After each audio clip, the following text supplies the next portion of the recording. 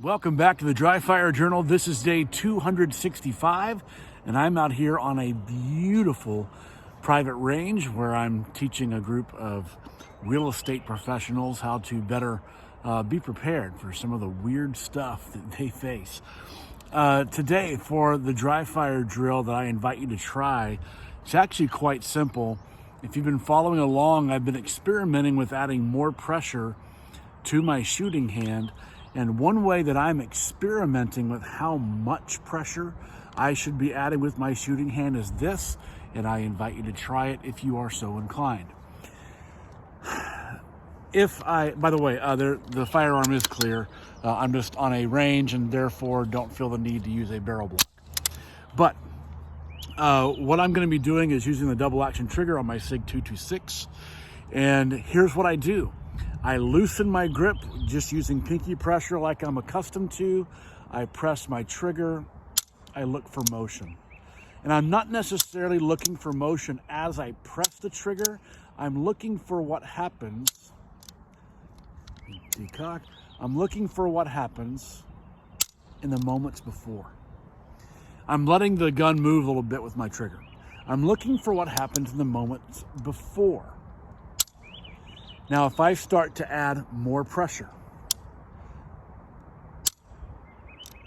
if I add more pressure, I start to see shake in my front sight. Now I go to my maximum amount of grip, like all the grip I've got. See all that? That's when I believe I know to back off a little bit and let my support hand do the rest. Now, I haven't taught this in a class. I haven't been using this for very long. This is less than a week of experimentation and discovery.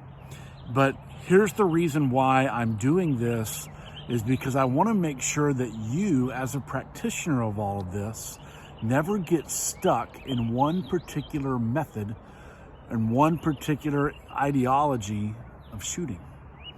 One question that I like to ask of the instructors that I am taking classes from or receiving a certificate of, instructor certification from is this simple question. What major part of your shooting or your teaching has radically changed in the last 12 months? And if they can't give me an answer, I pretty much tend to want to move on. If we aren't consistently staying outside of our comfort zone, we're not going to grow. So, I have taught for years. Use my support hand thumb and pinky. I still believe in that with all of my heart. And I have taught a relaxed shooting hand for the sake of dexterity in my trigger finger. If I grip as hard as I can with my fist, my trigger finger doesn't move as smoothly as I would like it to. If I relax it, I get all kinds of dexterity. However, two things aren't matching up in what I teach. First thought is that trigger press becomes fairly irrelevant on a handgun if you're gripping it well. The other thought is I'm not using a whole lot of shooting hand so that I can have dexterity in my trigger. If I'm teaching, and I have taught for years and plan to continue teaching this, that with the right grip, your trigger press becomes irrelevant, then why am I so concerned with maintaining a whole lot of dexterity in this finger? It's not necessarily about speed, because with trigger presses, we don't have to go very far. It's more about dexterity and coordination. So, all of that to say, I am discovering a fairly illogical conclusion that I have been drawing in how I've been teaching people to shoot. And I would not have discovered that without my friend Mirko. So, credit to him. With all of that out of the way, that's why I'm experimenting with how much pressure I want to put on my shooting hand. Because again, if I grip it as hard as I can, I am going to get all of this shake and my trigger press actually gets uncomfortable. It could be because of my hand. I've got extensive nerve damage. I've had surgery on both wrists, both elbows, both shoulders from music stuff I used to do. So this could just be me, but when I grip with everything and I go to on the trigger, I get like a little lightning bolt shooting through this side of my finger in my nerves. That could be just me.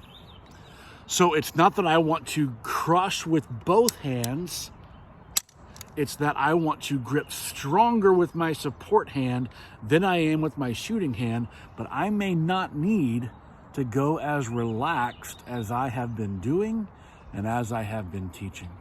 So give this some work, give this some thought, and more importantly than the technique, think through, are you feeling like you're married to any of your techniques?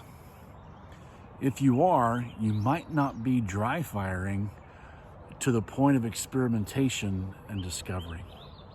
So if you're still watching this, thanks.